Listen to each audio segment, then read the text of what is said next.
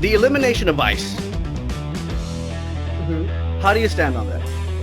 I think that it is not doing its job, and there's not enough checks and balances for a agency that was created after 9/11. I understand the need. I understand why it was created, but I do think that there are better ways that we can be using our money, and there is more effective ways for what they're trying to do.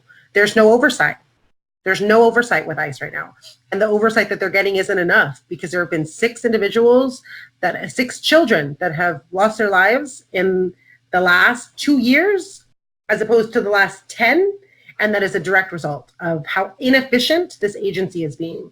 I think if there were other agency. What about the last 20 years? Do you know those numbers of how many children have died under? I actually don't know. I know that the last 2 years, the number is more than the last 10 years. I don't know what's before that. But I think that if this agency were looked at like any other agency in our government, and if there was a lack of oversight, and if there was, I like to look at these deaths like humans. They were human people. But if we like to look at it like a bureaucratic state, like this is a bureaucracy. This bureaucracy failed 6 different ways that are really astronomical. If another agency had done that, there would be extreme investigations, there would be extreme need for oversight, there would be budget reform in that agency. And so I just feel like there needs to be that in that agency. I think that there needs to be more oversight. There's not enough. And what's very, very frustrating for somebody like me who lives along the border is I know that there's a lack of jobs here. I know that there is not enough promotion of trade schools. There's not enough promotion of, these other type of non-4-year degrees. So a lot of people that look like me and you that want to have good jobs, that want to have a good life, that want to get out of the poverty that their parents were in, they take jobs like Border Patrol and ICE. And it's very unfortunate, because I do believe that if they were given other options, maybe they wouldn't choose that. But I do think that the agency needs an overhaul. I would like to see it to get rid of completely, because it's not effective. It's not doing its job. We can give that money. What would be the alternative, though? If the Border Patrol, right now the Border Patrol is about 53% Hispanic. If Hispanics started going into other jobs, that means the Border Patrol would be majority white. So I mean, these jobs provide a lot of opportunity for. Yeah, no, they do. They absolutely do. Yeah, I get that. I have a stepbrother who is, I don't think he's in the Border Patrol, but he works with the Border Patrol. He was in the military. I have some cousins that are in the Border Patrol and cousins that want to go into law enforcement. I understand. I mean, these are stable jobs with benefits that can give them pensions. These are luxuries in our time. Let's be real. So I understand. And as somebody who is a brown loudmouth, the way that I am, it's hard for us to find jobs. I don't have a 4-year degree. A lot of us don't have 4-year degrees down here because of the extreme debt that we have to accrue when we take on these student loans. So I get why there's 53% of Hispanics people in there. I really do. And it's hard for me to, sometimes I want to get really angry at them, right? Because I'm like, oh, why do you hate your people? And then sometimes I'm like, you got to put food on the table. You've got kids. That's interesting, because if you, like, here's how I'm going to put this. If you believe that America is a sovereign country, and that whether you're brown, whether you're black, whether you're white, you're an American, and that you have a share in the responsibility. For example, I know you're not an open borders person. You don't sound like somebody who is, right? So, but if you're not, I don't understand why there's this opposition to a brown person working for the Border Patrol, as you seem to be having a problem with it. It seems it doesn't seem consistent. Well, I mean, so first of all, we have to look at it from like a bigger picture, right? We have to look at it as, I'm not an open borders person. I think that we should go back to the way that Ronald Reagan looked at immigration. I don't know if you remember the Bracero program. That was when they literally opened the borders. They literally opened the borders and were like, one and all, come in. And that's how hundreds and thousands of our parents, our tias, our grandparents became citizens. And if y'all want to sit there and pretend like your parents didn't overstay their visas, like they didn't overstay their green cards, like they didn't come across because their cousin did, like y'all are lying about your family history. You are. It's a fact. You know, the laws were different because there were no laws back then. Ellis Island, there were no laws. You know, there were no like immigration laws. We didn't have the technology that we had. We didn't have the technology back then that we have now. And so I'm not an open borders person, but at the same time, like we have sister cities in Reynosa, we have sister cities, Nuevo Laredo and Laredo, El Paso and Ciudad Juarez, Matamoros and Brownsville, where the American side are the suburbs of those big giant cities. Like Hidalgo exists because of Reynosa. Brownsville exists because of Matamoros. So for me, and then when people say like, oh, well, they need to wait in line, sweetie, there's no line. Have you ever talked to an immigration lawyer? Because I have. There's no line. I think that what I don't understand about some of the rights mentality about this, you all want to follow all the laws, right? We revere law enforcement. We revere the laws. So let's follow the laws. There are asylum laws that are in place that this administration is currently doing everything in their power, including going and actually obstructing the way for that. Like there's actually borders there at the fence in Reynosa. There's like barbed wire that's preventing these people that are there to claim asylum to go and do it the legal way. So I feel like that's a little inconsistent with like the way that the right looks at things. For me, I think that if we're looking at it, I mean, you also have to understand there have always been people that are of color that work for the oppressor. That has always happened. When you looked at slavery, when you looked at people, your parents were migrants, my parents were migrants also, my mother was a migrant, all her family. There was always some of those people that were Hispanic that worked with the white landowner. There were always people that were African-American that were slaves that sold out the other slaves because they were, you know what I mean? Like they were the slave owners, like, you know. But what does that have to do with what we're talking about? And so a lot of that stuff has always existed. There has always been times when the government or the oppressor has pinned people of color or people that they're trying to oppress against each other. And so I think that. But when you say when people that are trying to oppress, you lose me there because I mean. Well, it's administration. Come on, this administration. You said it yourself. You said it yourself that you thought that when President Trump was elected, that all of that bullshit that he said on the campaign trail was going to stop.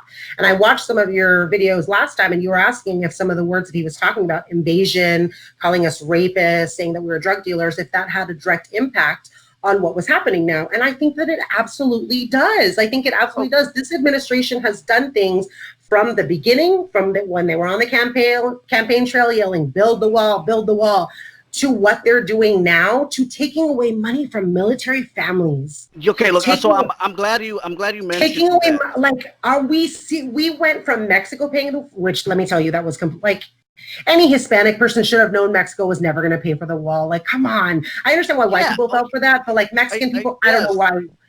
But now we're going I completely understand. So look, here's the difference. So I think one thing that's what it is. It's this administration that is the oppressor, and I think we need to look that in the face. Okay, so it's a complicated issue, and here's why I'm going to tell you it's a complicated issue, because catch and release started by President Bush was too lenient. It wasn't working.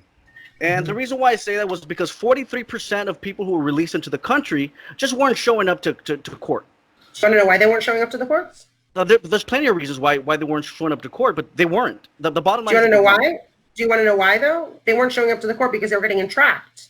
Because ICE and the Border Patrol were doing everything they could to trap some of those people. Not in every situation was that happening. In a lot of the situations they were happening. 1 out of every 2 people weren't showing up to court. So catch and release, it was too lenient of a program. Bush scrapped it. Barack Obama started it again.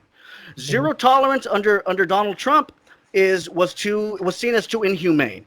Okay, so that's the situation that we're in. It didn't help that Donald Trump is completely inept when it comes to optics, and when it comes to, I mean, look, I'm not defending Donald Trump, you know, but what I'm telling you is that the situation on the border is it's a complicated situation.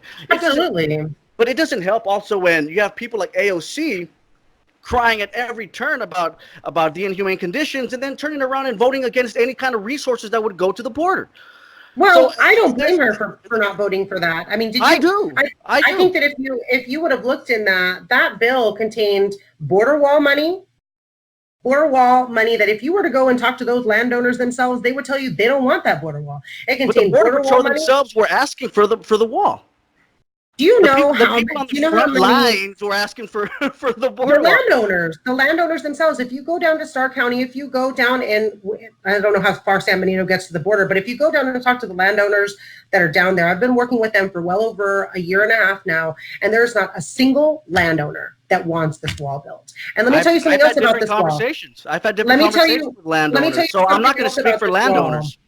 I will speak for landowners because I will not because I've heard completely different stories. Well, and let me tell you something else about this wall that I think a lot of people are failing to that nobody wants to pay attention to. The reason why they want this wall in the first place is because they want to put a pipeline in between the river and the wall.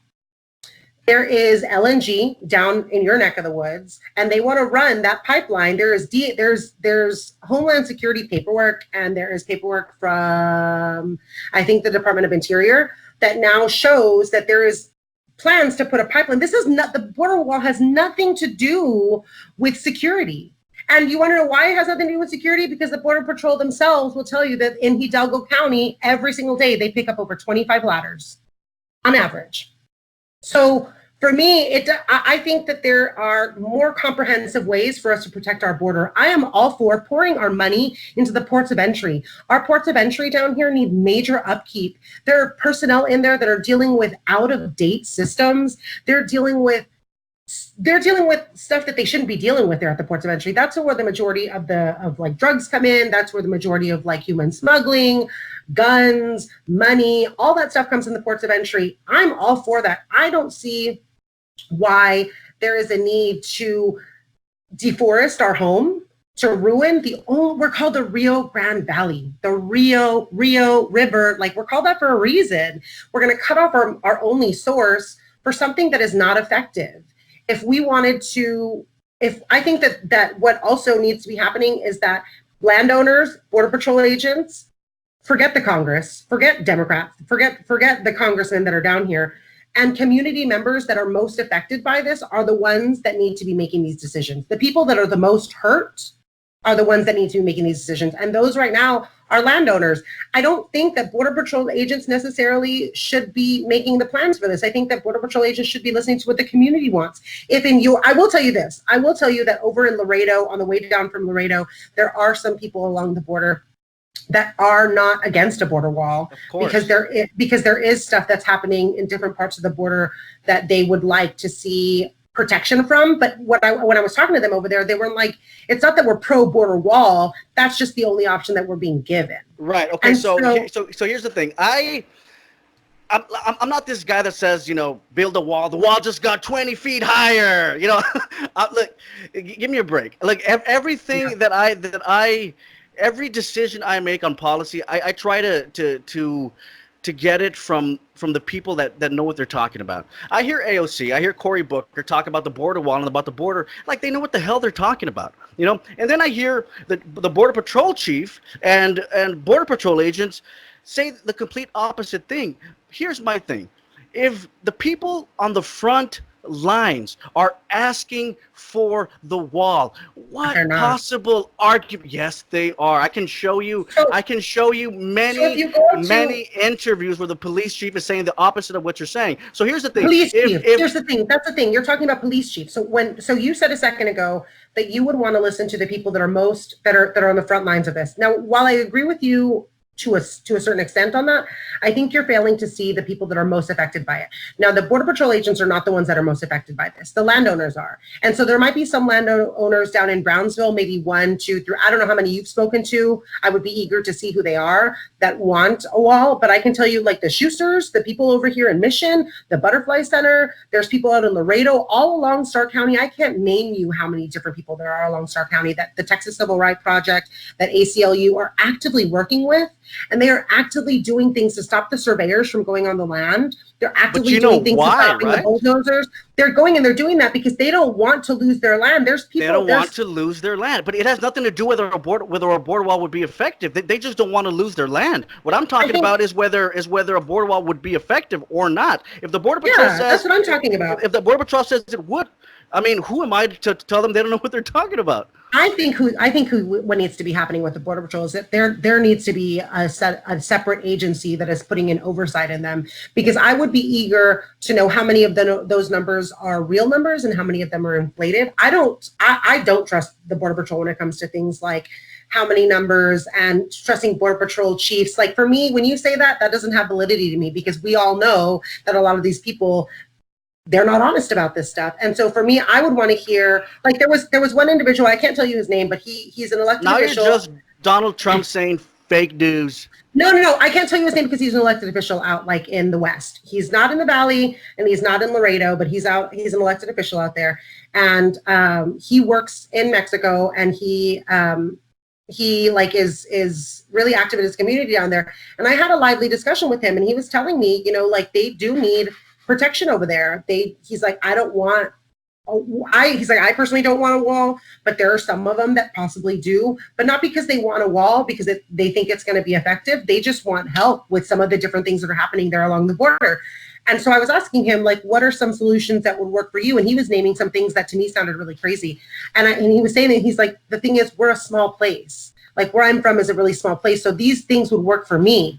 But I don't need some national government. I don't need some statewide government coming in here and telling me how to run my area. And to me, that makes a little bit more sense. I think that if we're listening to the people who own the land, they don't want to lose their land, but they don't want a border wall. There's a woman out at Nida out in Starr County. The river is like maybe 20 feet from her door. She's going to lose the land, but that's not the only reason she doesn't want to lose the land. She doesn't want to, she has known that area her whole life, was born on that area. Putting a wall there, she knows is not going to do anything to any of the issues that they have there.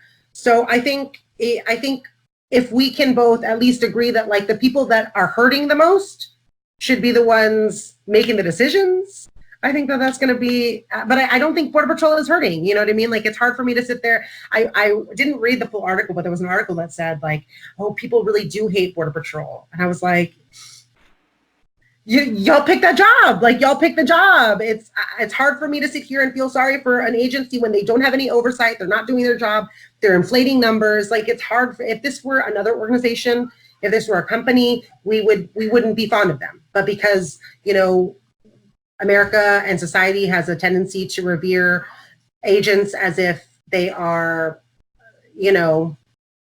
I revere soldiers more, you know what I mean? Like, for me, that's more important, but it's really frustrating, because I think that we're paying attention to the wrong people. I think that the wrong people are the ones that are giving the solutions, and we need to be paying attention to the people that are the most affected by this stuff. Well, imagine if we carried that pattern all across the board when it came to how we make decisions. So I'll give you an example of that. If we decided to, and this might be a bad example, and I feel like I'm setting a trap for myself, but I'm already down this road. So here we go. If we decided policy based on whims of like, I'll give you an example. The like everything that you just mentioned right now. People on the border. What you're telling me is that you want to leave the apparatus of border security to the choice, or you want to leave the decision based on landowners who, number one, yes, they live on the border, but they know nothing about immigration policy. They know nothing about. No, you don't know that. Well, the majority of them. Give me a break. But I don't think that's a fair statement for you to say. That's really insulting to the people out there. I don't think that's a fair statement. Well, I stand by it. I stand by it because I've had conversations with a lot of people that do know about policy, and even they don't know a lot of the numbers and of the statistics. So maybe it's unfair, but let me rephrase it like this: they're not experts on immigration. There's policy analysts. There's I mean, so leave the moral and the emotional to the priests, and leave the economics to the economists, and leave the policy to the policy experts. And I do think everybody deserves a some room at the table. I mean, I'm not arguing against that, but expertise does matter. And for me, whatever you feel, I think that it's whatever you feel about the border patrol, and it may not be all good, but the fact of the matter is, these are the people that are on the front lines. These are the people that are dealing I with think it's really easy for us to say that those people don't know border immigration policy. well, they're not experts. Well, but I disagree with you on that, because I am an expert in being a Latina who's bisexual, who's a former Republican. The people that live on the border are experts in being landowners on the border. The expertise that the Schuster family has along the border is not the same type of expertise that the same type of farmer will have inland. In the same way that, like, Mariana Trevino Wright down at the Butterfly Center in Mission, her type of expertise is not going to be the same as somebody who runs the same type of Butterfly Nature Center in Central Texas. So I got to disagree with you. I think that those landowners are absolutely experts. They're landowners on the border. I personally would rather, if we're saying that this is an invasion, let's call it what it is. I'm not saying it's an invasion. No, I don't say it's an invasion either. It's something that was that a lot of administrations had to do with the way that they messed with politics in Central America. So you know what I mean, whatever. But if this is an invasion, like some other people like to call it, then why are we not talking to the people whose land is being invaded, quote unquote, right? And so for me, that is the landowners. And so for me, they are the experts. If there's people that are constantly, if there's illegals on their land, and I'm really sorry that I said that. I'm going to get a lot of flack from my people for saying that word. But if that's what the word that the right wants to use, if you're back on the right, aren't you? If you're sitting here saying that there's just all this illegal activity happening on your land, well, then I want to hear from the people whose land that illegal activity is happening on. I don't want to hear from some Border Patrol, executive that's sitting in his office that's commanding people to do what. I want to hear from the people who say my land is being invaded. And that's not happening. That is not happening. I would like to know, I mean, maybe off the record when we're not talking about this, I would honestly like to know, like, what landowner you're talking about, because we've spoken to quite a few of them along the border, and I haven't heard of any that have said that they were in favor of a wall. So I would be just curious to know who that was. But I feel like with everything, when it comes to like Medicare, when it comes to like healthcare reform, when it comes to gun reform, when it comes to women's rights, the people that should be making those decisions are the people that are directly affected by that stuff. And so I got to disagree with you, man. I think that I will tell you this. I think that these like Border Patrol, or what did you say, the Border Patrol director, like, he's an expert in being a Border Patrol director. Yeah, he's an expert in law enforcement and Border Patrol. I'll give you that. But I don't think he's like a. What do you think that entails, though? That entails enforcing law along the border, not talking about. But as far as experience, not talking about. But I'm talking about, like, if, say, a family has been living along the border for over 100 years. There's people out in Roma who've had those lands since, for over 100 years.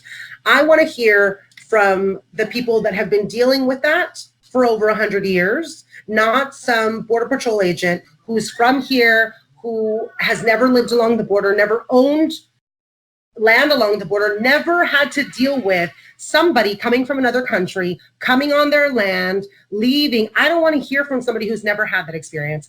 I want to hear from somebody who has that land, you know what I mean? Who's dealing with that on a daily basis. And I want to hear, and maybe they don't have all the solutions, right? Like, I'll give you that maybe some of these people, they've been living there for a long time. They aren't as up to date with, like, what kind of new technology exists that can be good solutions. That's when some of these hopefully non-biased agencies, or maybe some of these bureaucracies that have outside oversight in there, can come in and give them different solutions. But I don't want to be hearing from people that this isn't affected by. I want to be hearing from the people that own the land, from like the Ansal-Duas that have been living there for centuries, from some of the people in the local tribe that have lost their land because of stuff like this. Those are the people that I want to be hearing from. No, people that have never owned land along the border. That's just me. I mean, like I said, like our family has like generations here along the border, so it's the border is a real special place. I mean, I'm sure it's special for you too. It's just Yeah. I want to make So sure I'm preserving it. You know, that's how I'm looking at it. I want to preserve this place as far as like the nature.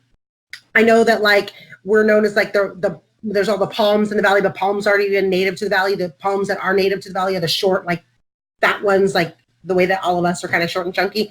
And there's things like that. Like speak for yourself. I want to, well, I mean, I'm 5'1", so yeah. But like, I want to preserve the valley in the way that I remember it, you know? Like, I want to preserve it like that. And for me, that doesn't mean putting a border wall in there and ruining 100 feet before the border wall, 100 feet after, getting rid of, you know, some of our rarest of species, getting the type of money that we would lose from ecotourism. Mission, Texas gets millions and millions and millions of dollars a year because of ecotourism, because second to Central Park, the Rio Grande Valley has the biggest immigration of like birds. I don't know all the wording for this stuff, but tons of birders from all over the world come down here. And if they build that wall and they get rid of all the vegetation, we are going to lose if you don't care about the birds, if you don't care about the humans, like the money, man, and Republicans like money. So I just, there's got to be a better way. The Border Patrol agents themselves, I've gone with a few of them and I've been in DC talking to them, and they will tell you that they don't want a wall. I'm maybe not the director, but there's other agents that will tell you that they don't want a wall because the wall's not going to work. So yeah, I think my experience has been completely different. And look, I'm not committed to the idea of a border wall, but what I will say is that if you're going to be adamantly opposed to something that, and I'm going to stand by this, that the majority of Border Patrol agents, I've spoken to many of them, say that would help, then I need to hear some kind of viable solution. Then then I need to hear some kind of a viable alternative, because if you're going to tell me that the status quo is just fine, then there's a lot of people that are going to tell you that you don't know what you're talking about. And so there has to be ideas. There has to be solutions. Whether it's a border wall, who cares? I mean, I'll agree with you. I mean, there does need to be some sort of change that's happening. We do have thousands upon thousands of asylum seekers that have been coming, you know, for the past few decades, and that have been coming, fleeing violence, fleeing a lot of really awful things in Central America and South America. And so, yeah, does there need to be reform? Absolutely. That's when those policy analysts that you're talking about, that's when they come in. Those immigration people that come in and they have maybe studied really effective methods of immigration back from the beginning of this country. If we want to look at like Republican presidents and the way that they did immigration plans, and Democratic past presidents, I don't care about the party. I think that there absolutely needs to be some significant changes, like pouring so much money into our ports of entry and getting everything up to date over there. There's technology. I'm not here for this like facial recognition technology, because let me tell you, the facial recognition technology was created by white people, white males, and the faces that they have in there are not. And so it is a biased program. There's like 3 or 4 of them that they're trying to launch, and they're very biased. And there's a lot of data that shows that they are not fair facial recognition technology. So if we could find something that is like that is not biased, here for that.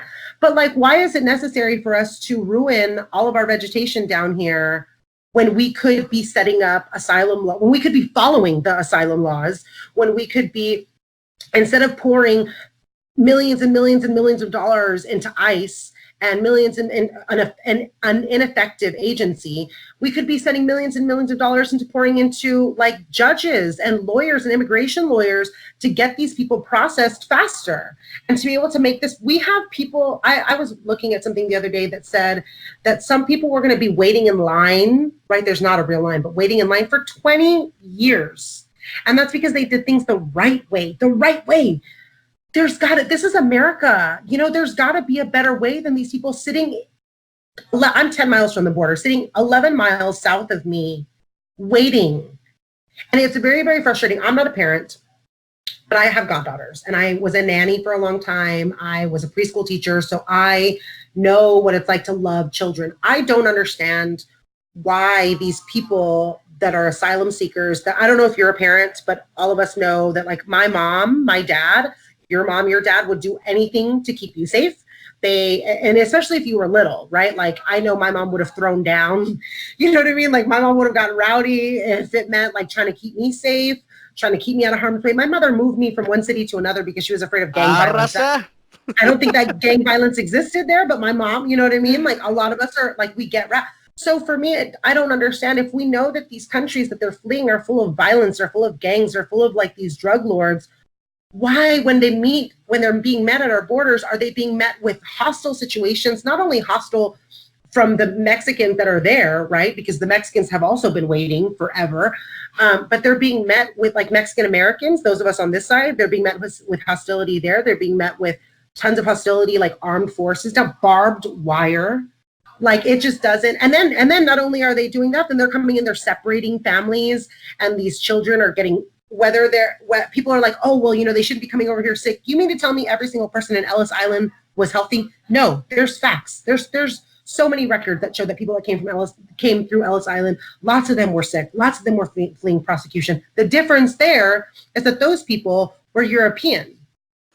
And so I'm sitting here like, if we managed to do that in Ellis Island and we got floods and thousands of people off those boats because they needed to come and make a life here for them in America, why are we not figuring out how the Border Patrol can be working with these immigration agencies? I don't think that the Border Patrol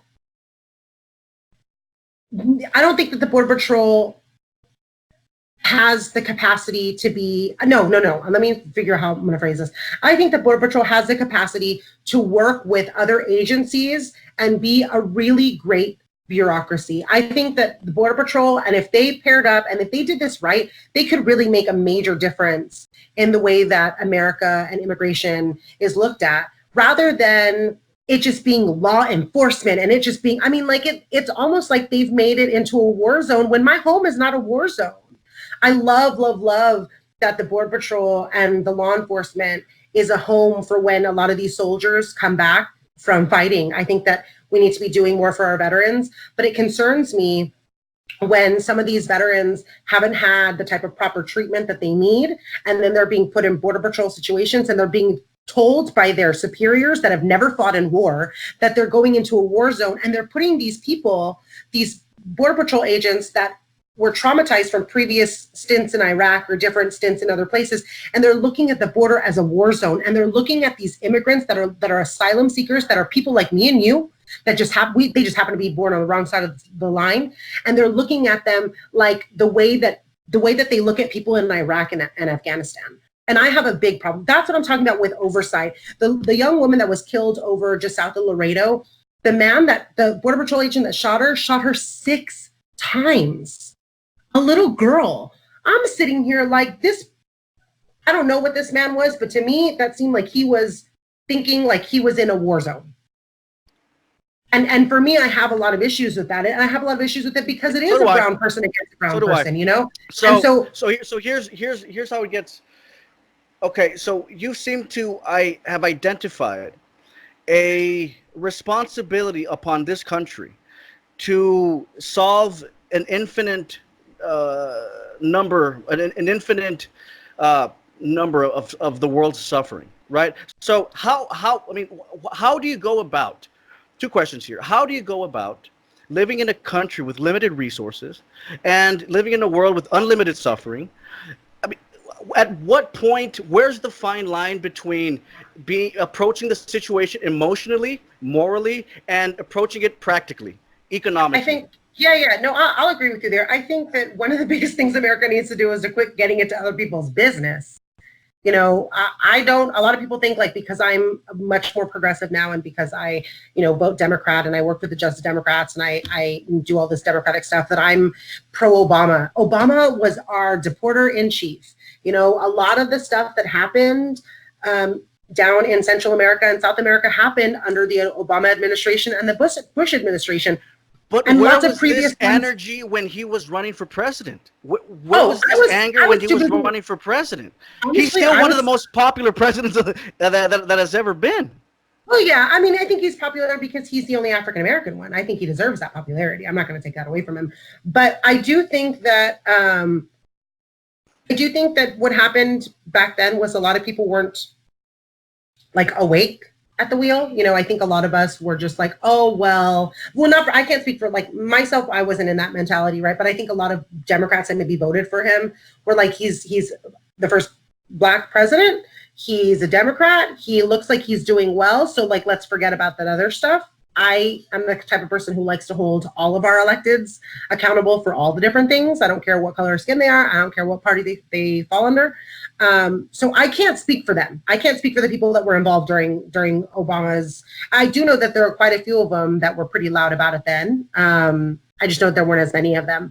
I think like, I can understand where you're coming from, but I was asleep at the wheel, you know, during that administration. I will completely admit that. I was out partying and having a grand old time. I wasn't paying any attention to politics back then. Damn, you and I both. So Yeah. so I want to give you an example of a country that's seen as very progressive, and yet their immigration policy is not what you would from everything you say is not what you would support. So almost everyone who immigrates to Canada has to first apply from overseas. There is no break in the law getting into Canada. So you have to first apply from your homeland, and before they're granted entry, they're subjected to extensive vetting by Canadian authorities. Those who make the cut have to wait years for their turn in line before being let in. I mean, this seems to be uncontroversial in a lot of parts of the world. Japan only lets in other Asians. Japan just put in an initiative to where they say the only people we're letting in are people who we need in certain employment sectors who are going to help our country. Now, all that shit goes out the window when it comes to the United States of America. Suddenly, there's a double standard for us, and I want to the question I want to ask you is why. Well, look what our founding fathers did. It's blame it on the founding fathers, man. They're the ones who created this. Well, they're the ones who created this dream, this American dream. You know, this is in the fiber of what America is. America's fiber, the red, white, and blue, is specifically about immigrants. Right, it's very specifically about that. So for me, it's not like a Trump administration problem, an Obama administration, a Bush. This isn't a Republican problem, a Democratic problem. This is what the fiber of America is. The fiber of America is immigrants, people coming from other places to come here, manifest destiny, man. I don't like that idea, but that's what America was. You know, immigrating to different parts and making it your home and making it the best melting pot that America can be. So as much as I love my forefathers, I'm looking at some of my like leather-bound America like history books that I just got a few days ago that I'm like been skimming through and everything. I love all that stuff, but like if we want to get real, the idea of immigrants coming to another country, fleeing really horrible things and coming to this idea, this place of land, liberty, and freedom, like that is the fiber of America. And I think if we want to sit there and blame Democrats or blame Republicans or blame this invasion or blame other races, no, we need to look in the mirror. This is what America was founded on. You see, yes, but I don't disagree with the spirit of what you're saying. But dreams, theories, they aren't bound to gravity. But we live in a world where we are bound by gravity. Reality is bound by gravity. We have resources that we got to deal with. We have, I mean, resources are finite. Canada understands this. Japan understands this. Even European countries like the ones that Bernie Sanders loves to point to, Denmark, Sweden, all these countries understand that if they want to have the welfare state that they want, they have to curb immigration into their country. There's no way around that. Hey guys, if you like what you just saw, please like our Health Tavern Facebook page and subscribe to our Health Tavern YouTube page. There's a lot more fresher, newer content on its way out, and the easiest way for you to help us out is just by sharing our content, guys. So, thanks for watching.